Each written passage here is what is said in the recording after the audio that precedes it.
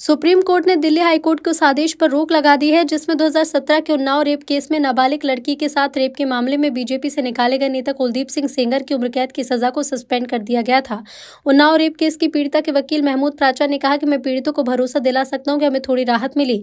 इसे जीत नहीं कहा जा सकता, लेकिन थोड़ी सांस लेने का समय मिला। सीबीआई ने बहुत सीमित मुद्दे पर स्टैंड लिया और सबसे मजबूत तर्कों को सामने नहीं रखा। सीबीआई ने बिल्कुल सलाह नहीं ली। पीड़ित के पक्ष में इतने सबूत है कि कोई भी कोर्ट उसके सपोर्ट में फैसला देगा। कोर्ट ने मुख्य बातों पर बात नहीं सुनी। सीबीआई ने केस के सिर्फ ऊपरी हिस्से पर बात की। पूरा मामला हमारे पास है। सीबीआई ने हमें इस केस में पार्टी नहीं बनाया। हम इस फैसले को पीड़ित की जीत नहीं मान सकते। बच्ची जो थी और इसका परिवार मुझसे ये रोज पूछ रहा था कि क्या अब हम अगले 5 मिनट जिंदा रहेंगे या नहीं रहेंगे।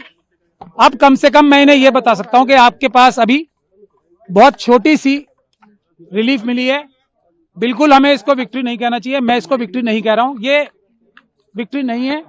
ये एक छोटा सा सांस लेने का मौका विक्टिम और उसको परिवार को मिला है। इसके अलावा इस फैसले को मैं कुछ भी नहीं देख सकता, क्योंकि जो सीबीआई ने जो स्टैंड लिया है, जो हमें डर था वही किया उन्होंने।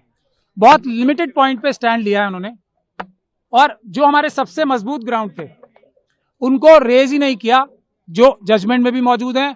और अगर सीबीआई के पास तो हमारी रिटर्न सबमिशन भी मौजूद थी ना, जो हमने हाईकोर्ट में फाइल की थी, ना उन्होंने हमसे कंसल्ट किया ताकि हम उनकी पिटीशन बेहतर बनाने की कोशिश करते, ना उन्होंने हमें पार्टी बनाया और कोशिश ये की कि हमें लास्ट मोमेंट तक उनकी जो एसएलपी फाइल है वो भी ना मिले।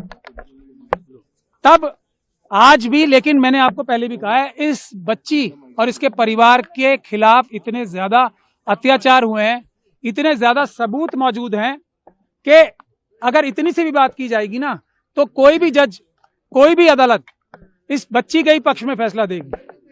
और इसीलिए इस जजमेंट को हम क्रिटिसाइज कर रहे थे कि ये जो दिल्ली हाईकोर्ट की जजमेंट थी, वो इतनी महान दयालुता जो दिखाई थी इस कॉन्विक्ट को, कुलदीप सिंह सेंगर को, जिसको मैं बोलता हूँ एप्स्टीन गैंग के मेंबर हैं, वो इंडियन एप्स्टीन गैंग के मेंबर हैं। उनके बहुत बड़ा गैंग भी है। और आज आप लोगों ने अंदर भी देख लिया होगा कि हम लोगों की संख्या इतनी सी थी उन लोगों की संख्या के आगे, और हमें दोनों तरफ से मुकाबला करना पड़ रहा था, इस तरफ से भी और उस तरफ से भी। तो टेक्निकल ग्राउंड पे आज कोर्ट ने फिर भी हमें मेन मेरिट्स पे सुनने का मौका, सुनवाई करने का मौका नहीं दिया, क्योंकि हमने ये कहा था कि जो सीबीआई ने बोला है वो टिप ऑफ द आइसबर्ग है। हमारे पास अभी मेजर पोर्शन है, जिसमें ये पब्लिक सर्वेंट की बात तो बहुत छोटी है ना।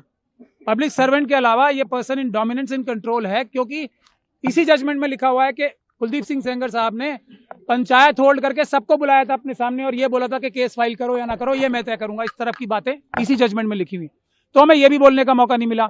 हमें ये भी बोलने का मौका नहीं मिला कि जो दूसरा मेजर इशू है जिस वजह से ये सस्पेंशन दी गई थी, तो वो इसलिए दी गई थी कि सिर्फ 7 साल की मिनिमम सजा है। अब जब मिनिमम सजा इतनी है तो इसको छोड़ देना चाहिए। ये एक ग्राउंड था जो हम चैलेंज करेंगे भी, अभी क्रिटिसाइज भी करेंगे। तो मैक्सिमम पनिशमेंट देखी जाती है ना। ये कोर्ट, कोई भी हाई कोर्ट ये फैसला तभी दे सकती है जबकि वो डिटेल में फैसला दे कि इसमें मिनिमम पनिशमेंट से ज्यादा दी नहीं जा सकती। हम ये भी नहीं बता पाए, मैं भी आपको 3-4 पॉइंट ही बता रहा हूं। हम ये भी बताना चाहते थे कोर्ट को कि जो थ्रेट परसेप्शन की बात की है वो बिल्कुल परवर्स है। इस बच्ची के तो पिता को मारा गया, इस बच्ची के साथ गैंग रेप किया गया, इस बच्ची के वकील को मारा गया, इस बच्ची के मौसी चाची को मारा गया। उसके बाद भी जब अपील चल रही थी, उस दौरान भी जब सिक्योरिटी विड्रॉ करा ली सेंट्रल गवर्नमेंट और स्टेट गवर्नमेंट के बड़े बड़े वकीलों ने यहाँ पेश होके, तब भी 2-2 एफआईआर कराई। तो हम ये भी बताना चाहते थे कि ट्रायल जो हाईकोर्ट थी, ऑनरेबल बेंच ऑफ हाईकोर्ट जो थी, उसने ये भी कंसिडर नहीं किया कि जैसे ही सिक्योरिटी विड्रॉ हुई हमले शुरू हो गए। तो हम ये भी बताना चाहते थे कि थ्रेट परसेप्शन ऐसी नहीं होती कि अंदाजा लगा के ये कह दिया जाए कि फ्यूचर में अटैक नहीं होगा, इसके ऊपर कोई हमला नहीं होगा, क्योंकि सीआरपीएफ है, इसलिए इसको कोई खतरा नहीं है। माँ को तो खतरा है। फैसले को कैसे देखते हैं?